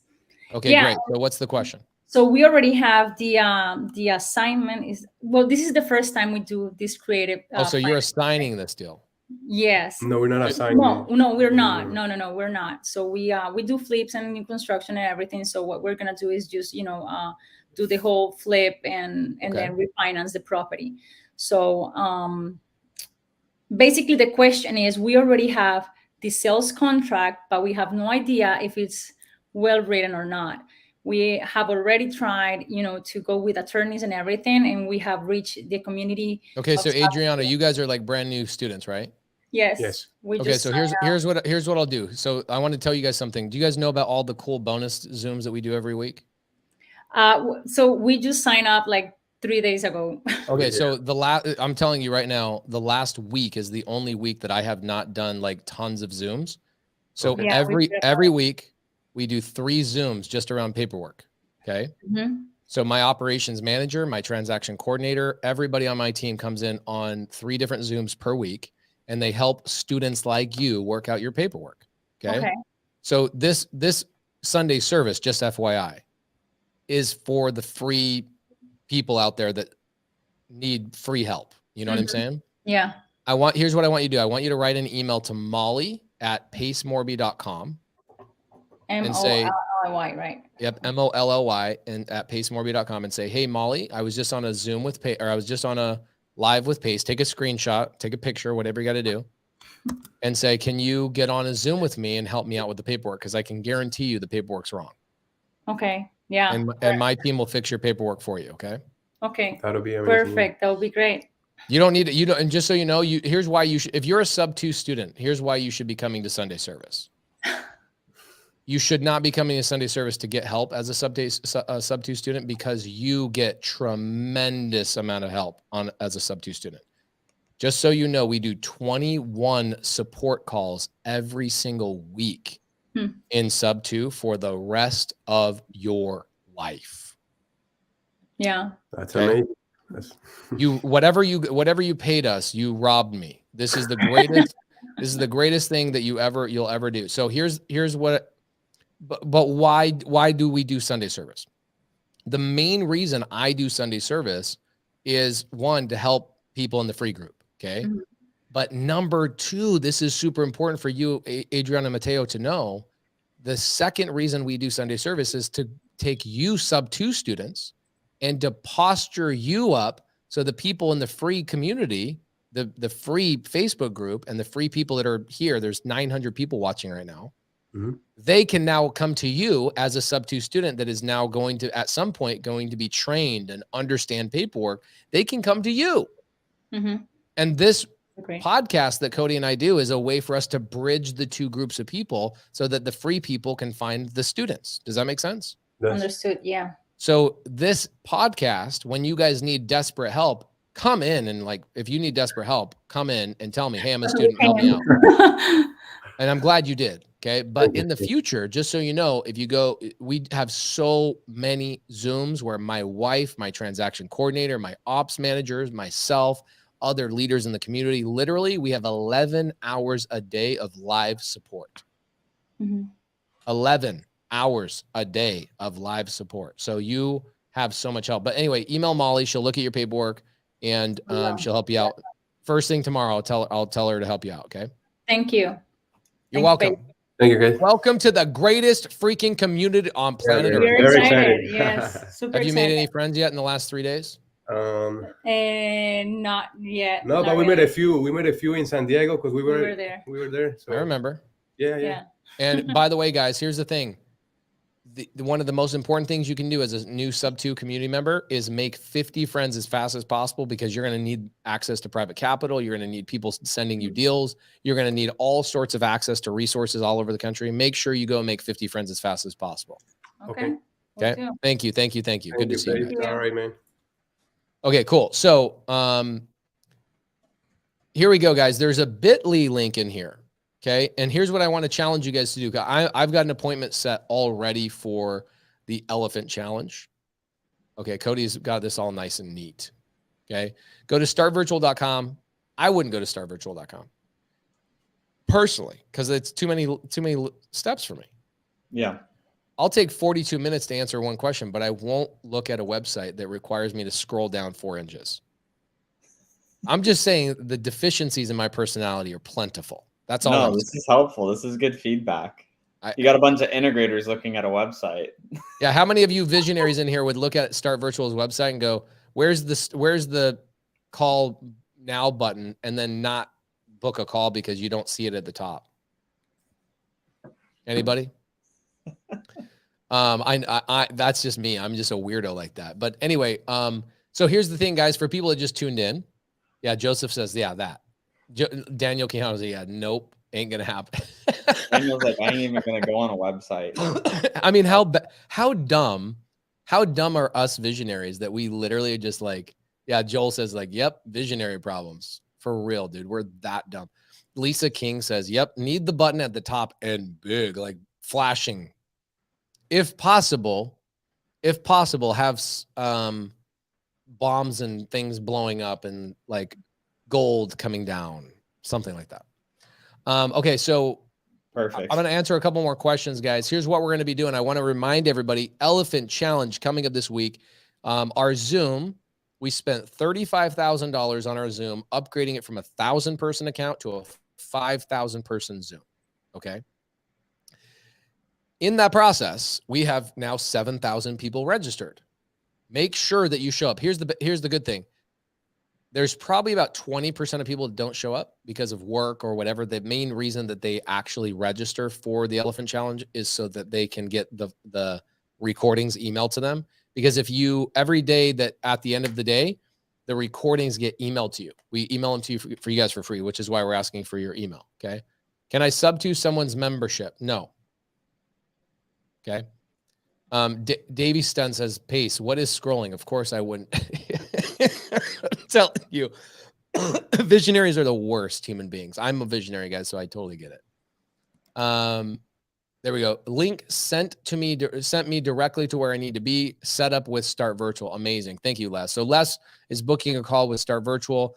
I booked a call with Start Virtual today. It's going to be Wednesday at 1:30 p.m.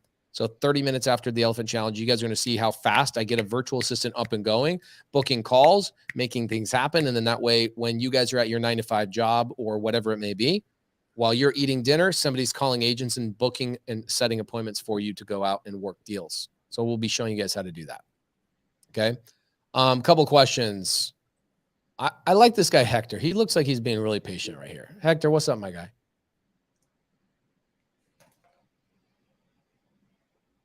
I can't hear you. How's it going? Can you hear me? I can hear you, bro. You sound great. All right. I'm here in Colorado and Denver, and I have a realtor friend that I've been talking to, and she brought me a deal with somebody that's while they put their house on the market before it didn't sell, they got a crack in the foundation. And I think that's what's scaring everybody off. They have over $400,000 in equity. They only owe $31,000 to the mortgage. And they want me to come with almost a 700 credit score and 25% down. And I told him, I was like, why would I do that if you can just pull the equity from the home or refinance it, keep the payments to low enough where I can make payments, and then also rent it out and also pay, I guess, interest rate and maybe well, we didn't come up with numbers on that, but pay on the equity that they have available. And they don't want me to do that at all. They keep coming back and fighting with me with the 700 credit score and the 25% down. And I'm thinking it's maybe because I'm not able to actually talk to the seller The agent yep. that brought it to me is telling the other agent, and then that agent is telling the homeowners or the sellers. The number one problem with working with agents is agents are stupid. Yeah. Well, she brought me the lead. She goes, Hector, this looks like something that you want to work on or whatever. And I was like, okay, well then, tell him this, tell him that. I told her as well. I was like, well, let me talk to them if you need, like let me get on the phone with them and probably explain it to them a little bit better. So, well, I don't know. I was just trying to figure out, see if maybe there's another way to go around it. Hector, there was like this. Did anybody hear about the Jif peanut butter shortage a couple months ago? Did you hear about that, Hector? Mm-hmm. Yeah, I did. Okay, so Jif had like salmonella or something in their peanut butter, right? And so what they had to do is they had to take all the peanut butter off all their shelves. And so we eat Jif in my family. Not only Jif, but we eat reduced fat Jif. Like we're niche within a niche. You know what I'm saying? So my wife starts telling people on Instagram, like, hey, if you guys run into a reduced fat Jif, please let us know. Like we love it and we don't want to eat anything else, blah, blah, blah, blah. You wouldn't believe how many people DM my wife and go, you should try this kind of peanut butter. This is great peanut butter. This is Justin's peanut butter, blah, blah, blah, blah, blah, blah, blah, blah, whatever. This sounds like your agent friend right now, trying to throw something down your throat just because you said you like peanut butter doesn't mean you'll take any kind of peanut butter. Yeah. She's bringing you the wrong product. Okay. Right? Like how does this benefit me? You're bringing me an off-brand chunky peanut butter. That doesn't help me. This thing's chunky peanut butter. I don't want it. Yeah. So for me, the first thing I think of is a couple of things. Okay. Do you know what the best negotiating strategy of all time is, Hector? No. Okay. The best negotiating strategy of all time is to tell somebody like, I'm probably not a buyer for that. Okay. Oh yeah. So I would tell her I'm not a buyer for that and have the confidence to walk away from the deal. Second best negotiation strategy. Okay. Second best negotiation strategy of all time is having more leads than you know what to do with, so that when one lead brings you chunky peanut butter, you don't worry about it. Correct. Do you know why that happens? Or why this is a great negotiation strategy? Say hi to your wife, by the way. No, that's my sister. Hi, sister. She's like, okay. Yeah. What's your sister's name? Nelly. Like the rapper. Nelly, are you into Jif peanut butter? Oh my God, peanut butter and jelly time. No. Okay, are you a Jif fan, or are you what kind of fan are you? The brand. Oh, Jif is good because it's creamy. There you go. So Jif, see what I'm saying? So do you remember when Jif had a shortage? Are you seriously talking to him? Because yeah, she's seriously talking. He's seriously talking. Oh my God. Yeah, you're on why we sit up there watching you? Well, yeah, this is cool. Okay, so hey, I have a question for you. Oh my God. Yes, sir. Do you remember when there was a peanut butter shortage, like with Jif a couple months ago? Did you hear about that with the salmonella? I think so. Okay, never mind. No. Go ahead. Come. Let's go. You ruined my story already. It's already over. Oh, sorry. I was gonna say I stocked up on that stuff here.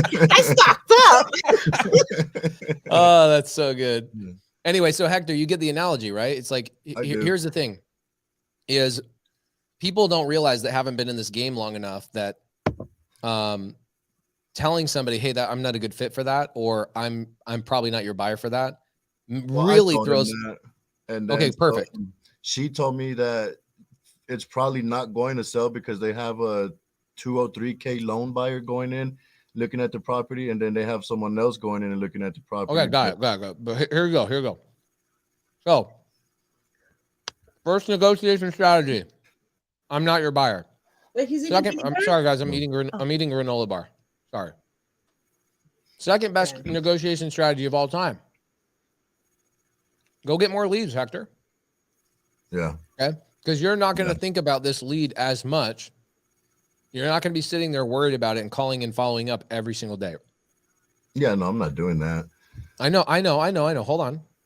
You're a smart guy, so you don't want to hear my whole story. What I find is that when you have the confidence of other leads, you become way better at negotiating with sellers and agents. Okay. Mm-hmm. I would guess, Hector, that you have a lack of leads that you would even worry about or even contemplate thinking about, how do I solve this person's problem? Correct. Okay. Now, the third thing, this is something super important. The third best negotiating strategy of all time is the clock. And what do I mean by that? It is waiting people out. because they're not going to sell this property for what they want to sell it for, especially when interest rates go up in 8 days. Interest rates are going to go up 0.75%. So the price that they're going to get for the house, it's also the worst time ever in Colorado to buy a house. What? I'm trying to buy one right now. Now, hold on, Nelly. That's not what I mean. Listen to me. I'm talking about Nelly. Why are you running away? I don't have peanut butter. I'm getting pizza. I hear you. Okay, got it. So Nelly, you want to know why it's a bad time to buy a house in Colorado? Why? Because it's cold outside and buyers are not going out and looking at houses right now. Mm-hmm. Okay, this is what's happening. By the way, Rachel Schwartz is one of my mastermind students. She can help you out if you ever need help. She's awesome. Okay, so it's cold outside. So what happens when it's cold outside, even when it rains here in Arizona, it doesn't get cold here, but it rains. And what happens is when it rains, less buyers are looking at properties. In Utah, Colorado, I used to live in Parker, Colorado, by the way, just near you guys. Mm-hmm. In the winter in Parker, the real estate market it slows down, not because the market's not good, Nelly. It's that it's because there's less buyers out on the streets looking at houses. It's cold. Okay. And guess what is the worst time to buy or to sell a house as a seller? Christmas and New Year's. Christmas and New Year's. So guess what's going to happen, Hector, over the next 30 days? These people are going to have all these other potential buyers and all these other offers are all going to fall through. They're all going to fail. And your creative finance option is going to be the only thing that they can get their full $400,000 of equity out of the deal. Well, that's what I told her. I was like, well, this ain't the deal for me. I was like, right now it's not working out. I was like, I just don't understand their strategy on it. I was like, but just let them know that when it doesn't sell or whatever, for them to reach back out to us or me and let's get a deal done over there with that. And so I'm there. You go. On it. You got it, man. You just, what are you in? Are you in a sleeping bag right now? Yeah. Well, now on the air mattress. I love it, dude. This is what people do when it's cold in Colorado. You get all snuggled up. Hey, Nelly, what kind of pizza did you order? I didn't. He did. Chicken, tomato romano, spinach, jalapeno, pineapple. You say jalapeno like a Hispanic says jalapeno. I'm Hispanic, man. Jalapeno. I love it. So, hey, so I'm fixing to join your sub 2 community here by. No, it's the bro. It's the worst thing you'll ever do. Don't do it. Just here. There you go. You got Angie. Go find Angie. She helps a lot of people do a lot of deals in the Elephant Challenge. She's done like 9 or 10 deals with brand new people and never done a deal before. Okay. Well, she's one of my leaders. She's one of my mastermind students. She's gangster. Nice. Okay, Angie Milizano. Can you guess if she's Hispanic? Yes. She's not. That's the most Italian name ever. Milizano. Oh, okay. Oh yeah. Oh, you know what? I think her husband just accepted my friend request on Facebook too. Milanazzo. Yeah, Milanazzo. Hey Paige, I have a question. Yeah. Well, no, maybe you have a solution. I'm on a time. She is trying to purchase a house the traditional way with FHA. I think she's been approved for $375, and she has to be. So the lease ends on the apartment in February, so she has till February to purchase a house. What's the question? Yeah.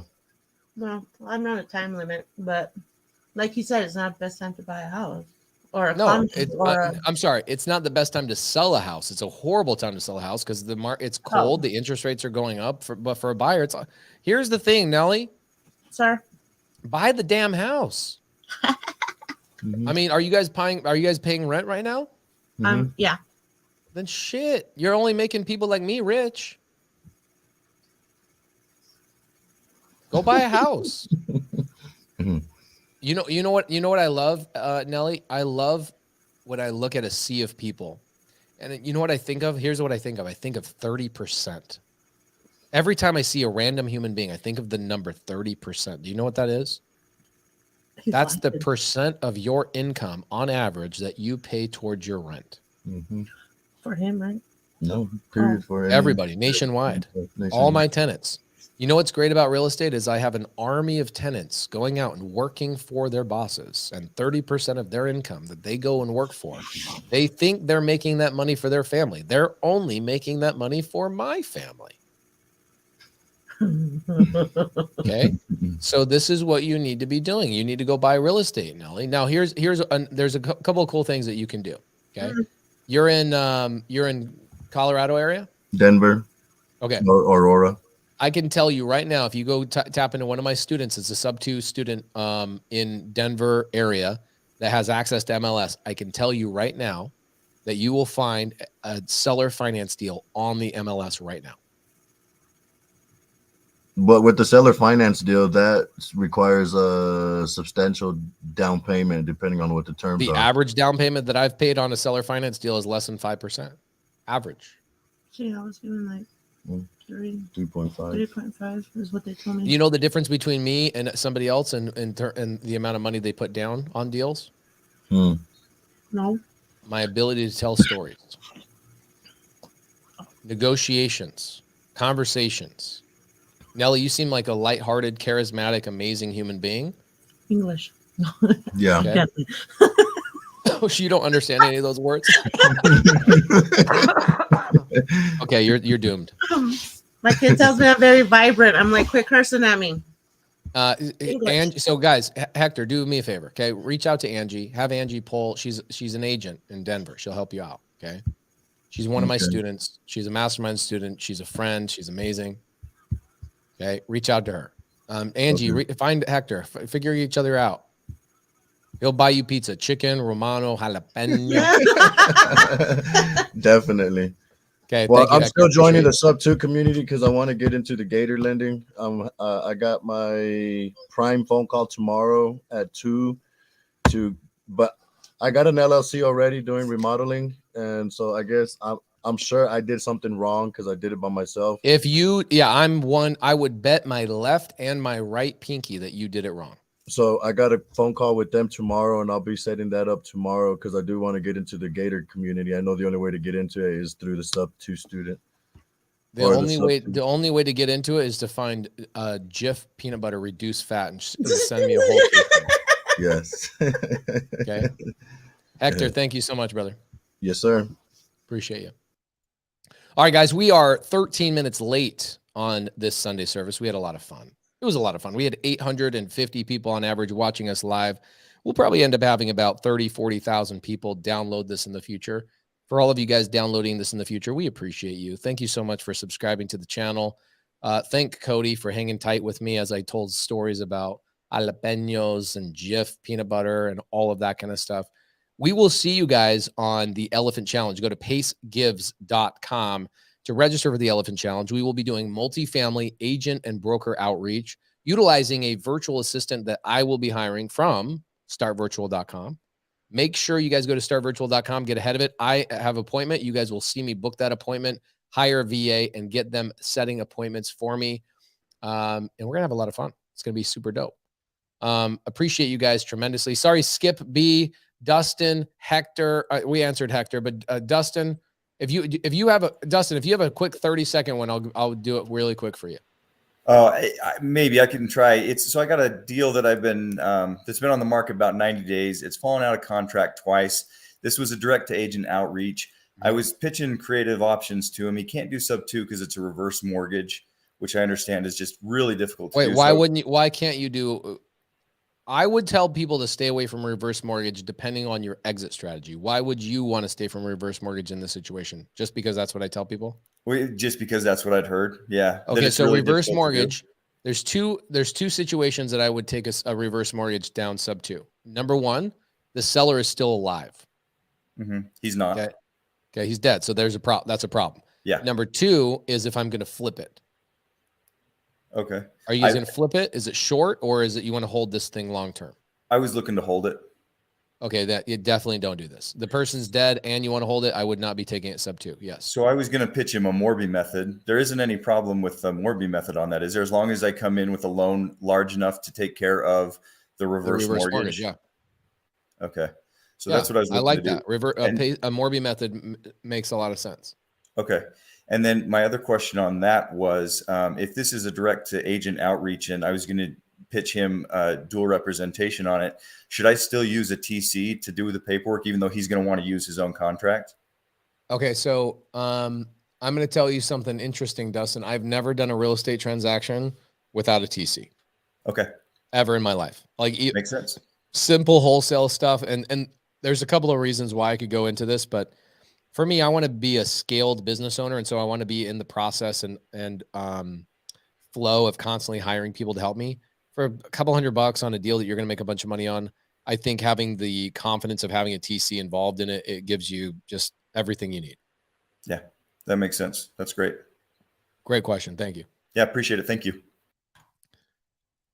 Cody, Barton, everybody, we will see you on Wednesday, 1 p.m. Arizona time for the Elephant Challenge, pacegives.com. And can I use a sub-2 community TC? I'm in Utah. No, sorry, we don't do things for people in Utah. I'm sorry. All you Jell-O eaters and ice cream eaters, we don't do things for people in Utah. I'm so sorry. Very, very sorry. Cody, you got anything to say to anybody on here? No, I mean, I think how you started the call is how I want to end it. We're already in 2023. January is already here. If you want to, getting deals going right now, most likely those are going to be closing in the new year. So what you do today, what you do tomorrow, what you do this week, you're going to be benefiting at the beginning of the new year. So it's time for action. It's not time to just be relaxing all December. If you got goals, you got to take action now. Later, guys.